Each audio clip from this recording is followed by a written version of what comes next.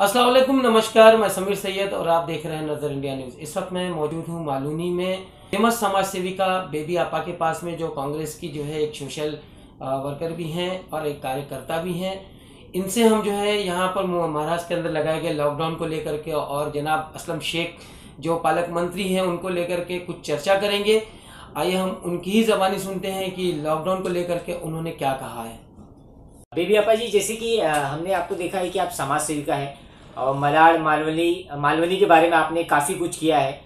तो जैसे कि अभी जो सरकार का नया गाइडलाइन आया है, लॉकडाउन लगा चुके हैं लेकिन उसके अंदर कुछ रियायत भी दिया गया है। तो लॉकडाउन को लेके आप मालवनी और मलाड के लिए क्या कहना चाहेंगे? लॉकडाउन के लिए मैं मालवनी और मलाड के लिए ये क्या बोलना चाहूँ, क्योंकि जो भी हमारे छत्र छाया के नीचे हम लोग हैं, तो हम लोग असलम जी के छत्र छाया में रहने वाले हैं।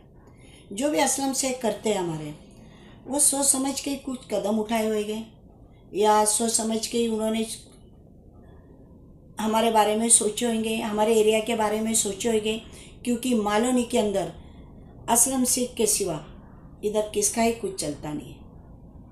मेन हम लोग हमारे मालवनी के अंदर असलम शेख ही इधर का राजा है। लेकिन असलम शेख को हमको यही बोलना था कि ये लॉकडाउन के बारे में थोड़ा भी उनको भी सोचना चाहिए कि पब्लिक क्या करेगी, ये लॉकडाउन कितना दिन रहेगा। अभी तो गए टाइम भी ईद के, जब हमारी ईद आ रही थी तभी लॉकडाउन चालू हुआ था। तभी भी समझा मार्च 25 या 26 को लग चुका था। हाँ, एक दिन का लगा था, उसके बाद रेगुलर कंटिन्यू लगते गया था, फौरन लग गए।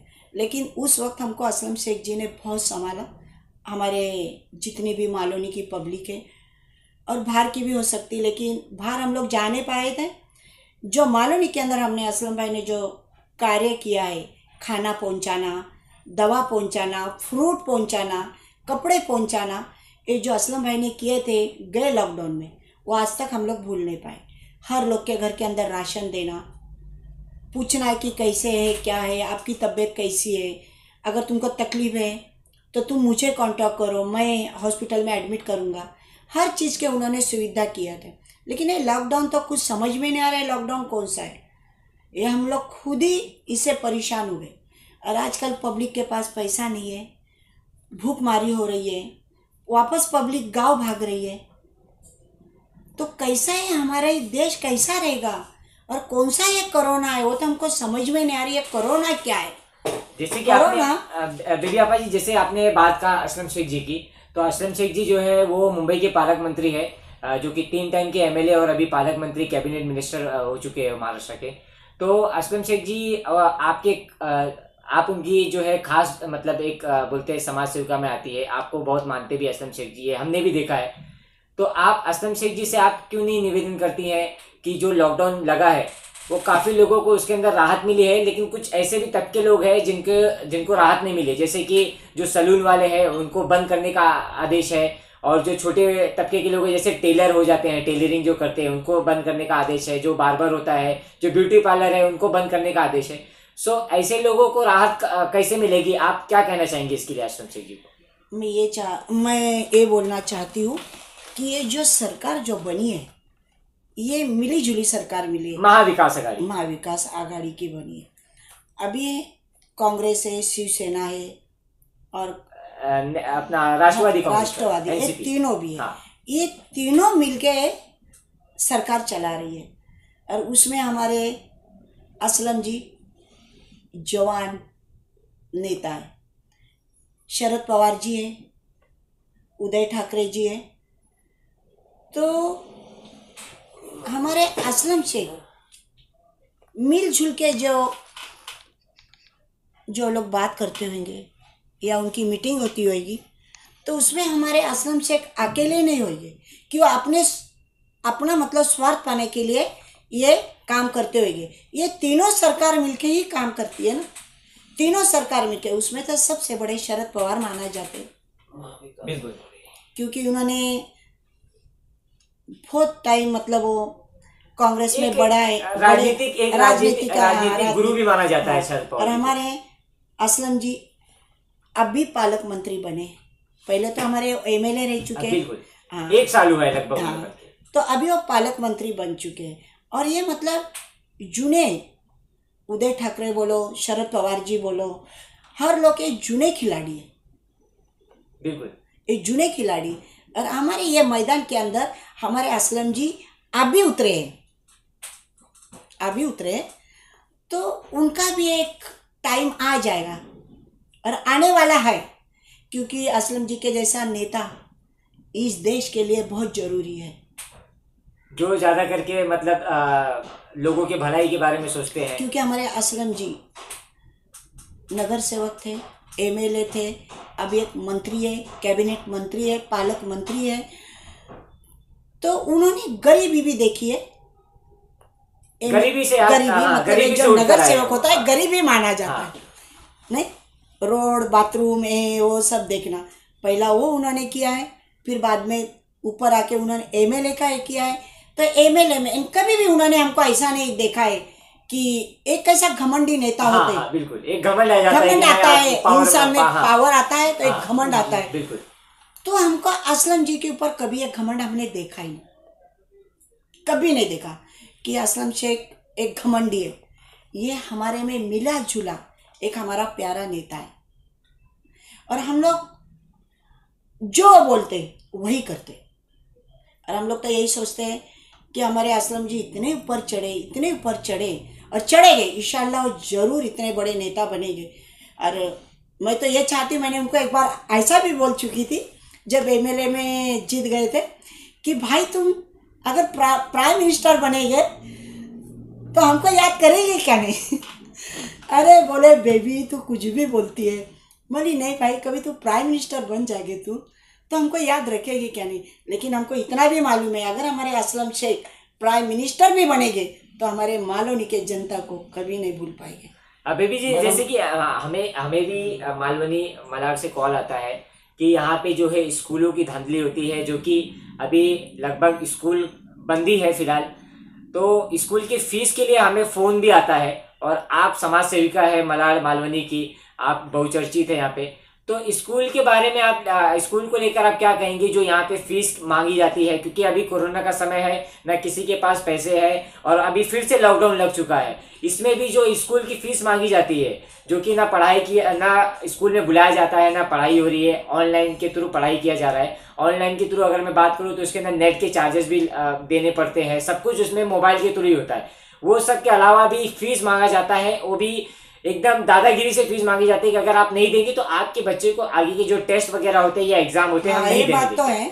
हमारे इधर एक मदर ट्रेजा स्कूल है, हमारे मालवनी के अंदर मदर ट्रेजा स्कूल है, हमारे असलम जी भी जानते हैं स्कूल को। तो उधर से मुझे बहुत टाइम, बहुत बच्चे लोग हमारे आजू बाजू में जो रहते हैं कि 5,000 भरने का, 6,000 भरने का है, क्या करें अभी, वो तो स्कूल तो चालू नहीं है, कैसे हम लोग पैसा भरेंगे। तो बोलते हैं बुक का पैसा भरो। हाँ, और ऑनलाइन में तो किसी गरीब के पास मोबाइल भी नहीं, मोबाइल भी नहीं होता और है, किसको चलाने को भी नहीं आता है। तो वो तो पढ़ाई के बारे में ये तो हमारे असलम जी को हम बोलने वाले हैं, और हमारे असलम जी भी हमारे बोलने की तो मतलब कोई बात नहीं है, वो खुद समझदार है, वो खुद समझदार है हमारे असलम जी, कि वो जानते होंगे कि ये कैसा होएगा। क्योंकि जो हमारे इधर के गरीब बच्चे, मदर ट्रेजा है, इला शरबत स्कूल है, क्या वो रिजवी का स्कूल है, और बहुत सारे स्कूल है। तो स्कूल के सभी लोग असलम जी के पास जाते हैं, बातचीत करते हैं, लेकिन ये कोई नहीं बताता होगा वो असलम जी को कि हम लोग एक फीस मांगने का ये लोग को एक टेंशन दे रहे जी। ये असलम जी को नहीं मालूम होगा ना उधर तक। और ऐसे लोग हैं कि अभी असलम जी पालक मंत्री बने, कैबिनेट मंत्री बने, तो उनके पास जाने को भी औरत लोग थोड़ा सा डर लगता है। हाँ, अरे मतलब वो इतना चाहता नेता है, इतना चाहता नेता है हमारे मालवनी का, कि पब्लिक का कोई औरत अगर बात करने को जाएगी तो कम से कम 20-25 औरत तक चिपक के ही खड़ी रहेगी। अच्छा, हाँ बिल्कुल, मतलब इनको एकदम घेरा मार देगी। हाँ। वो बोलते भी लंबा लंबा लंबा लंबा। तो मतलब हर हमारे इधर की पब्लिक ऐसा सोचती है कि हम लोग असलम शेख सिर्फ हमारे से बात करे, सिर्फ हमारे से बात करे, सिर्फ हमारे से बात करे। हाँ, और कोई औरतें घरगुती वो जा नहीं पाती है, वो जा नहीं पाती है। और कभी हम लोग को बोलती है अरे इतना फी भरने का, हम लोग बोलते हैं अरे असलम जी के पास जाओ ना, बिल्कुल असलम जी के पास जाओ, असलम जी को बोलो ना कि अगर तुमको रियाज सर है उनका नाम, अगर वो फीस के लिए तुमको कुछ बोल रहे तो तुम असलम जी के पास जाओ ना भाई। मैडम, महाराष्ट्र के अंदर, पूरे महाराष्ट्र में कहीं ना कहीं लॉकडाउन लगाया गया है और कहीं पे जो है छूट दी गई है, लेकिन देखा जा रहा है कि ज्यादातर दुकानें जो बंद है, सिर्फ दुकानों के लिए ही लॉकडाउन है। नहीं, दुकानें तो चालू है, जो अपने को जरूरतमंद है राशन एसेंशियल सर्विस में दुकानें मेडिकल हो गई, दूध की ये दुकानें चालू है। एसेंशियल सर्विस में दुकानें चालू हैं, लेकिन कहने का ये मतलब है कि सिर्फ दुकानें बंद करने से ही कोरोना जाएगा? जो पब्लिक ट्रैफिक जाम करके खड़ी रह रही है, दिन भर गाड़ियां चल रही हैं और रिक्शे हैं, टैक्सी है, बसेस हैं, ट्रेन है, इनमें भी तो गर्दी जा रही है, तो इनसे क्या कोरोना नहीं फैलेगा?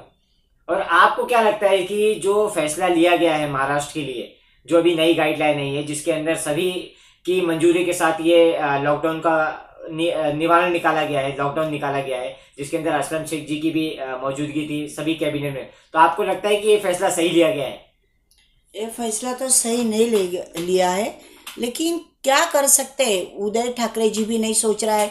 अगर कुछ बोले गए तो उदय ठाकरे की भी सरकार जा सकती है, बिल्कुल जा सकती है। हाँ। अगर हमारे असलम जी कुछ बोल सकते हैं तो उनकी भी सरकार जा सकती है, क्योंकि पब्लिक एकदम गोंधल गई है। हाँ। पब्लिक को कुछ समझ में नहीं आ रहा। माइग्रेंट जो लोग थे, जितने मजदूर आए थे, जो वापस यहाँ से गए, पैदल गए, कुछ तो ट्रेन से कट के मर गए, अभी फिर से वो दोबारा से ऐसी स्थिति ना हो, इसके लिए आप अपने कैबिनेट मंत्री और यहाँ के जो मुख्यमंत्री हैं उनसे क्या अपील करना चाहेंगे? मैं तो असलम शेख जी को यही अपील करना चाहती है कि जल्दी से जल्दी ये लॉकडाउन ख़त्म कर दो, क्योंकि बहुत भूखमारी हो जाएगी है, गरीब लोग एकदम रोड पे आ जाएंगे। और आप कितना लोग को संभाल सकते हैं असलम जी? हमारे असलम जी कितना लोग को संभाल सकते हैं, कितना लोग को मतलब कोशिश करके समझा सकते हैं। चलो असलम जी हमारे मालोनी को समझा सकते हैं, लेकिन आज तो पूरे महाराष्ट्र के पालक मंत्री बन चुके नहीं, और हम तो, और उनको भी तो लॉकडाउन करने की ये नहीं था, वो तो मंजूर नहीं कर रहे थे कि नहीं, लेकिन उदय ठाकरे जी भी ये अपना लॉकडाउन करने के लिए तैयार नहीं थे,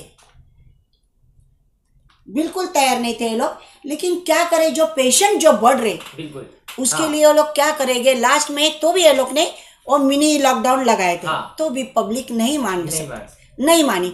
पब्लिक को भी सोचना चाहिए कि जब 2 जन खड़े, 1 जन खड़ा है, 10 जन खड़े।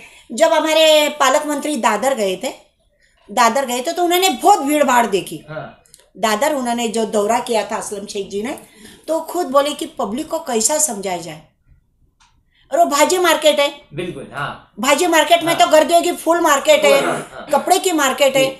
तो हमारे असलम जी देख के वो भी हैरान हो गए कि ये पब्लिक को कैसा करे। मैडम, लास्ट में महाराष्ट्र की आवाम को क्या संदेश देंगी आप? मैडम, लास्ट में आपके महाराष्ट्र की आवाम और खास करके आपके असलम शेख जी के लिए क्या संदेश आप देंगी? मैं हमारे असलम शेख जी को यही एक संदेशा देना चाहती है कि कोरोना से तो आदमी मरे चाहे नहीं मरे, अगर जिसके नसीब में होएगा वो मरेगा, जिसके नसीब में नहीं है वो नहीं मरेगा, लेकिन कोई भी पब्लिक भूख हड़ताल से नहीं मरना चाहिए, भूखमरी से नहीं मरना, भूखमरी से नहीं मरना चाहिए। अभी हमारे असलम शेख जी ने बोला है कि उदय ठाकरे जी ने भी बोला है कि 1 आदमी क्या 2 आदमी उनको 3 किलो गेहूं मिलेगा, 2 किलो चावल। 7 आदमी रहेंगे तो 3 किलो गेहूं, 2 किलो चावल। आप बताओ, मैं आपसे पूछती कि ये कैसी उनका पेट भरेगा इसमें? शिवसेना थाली फ्री में बांटेगे, तो ये कितना लोग को थाली बांटेंगे? मैं तो उदय जी से भी यही बात करना चाहती हूँ कि उदय जी भी हमारे पास जरा गौर करे, आवाज़ उठाए, संसद में जाके आवाज़ उठाए।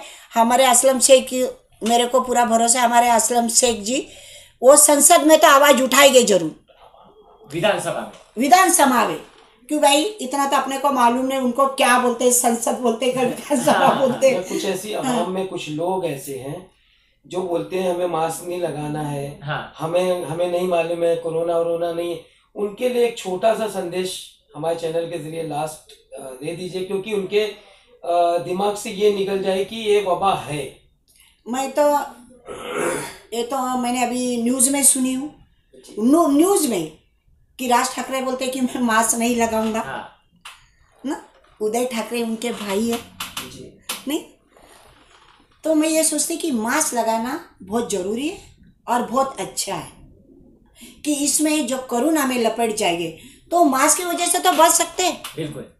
हाँ, मास्क की वजह से तो बच सकते हैं, एक दूरी पे तो इंसान बात कर सकता है।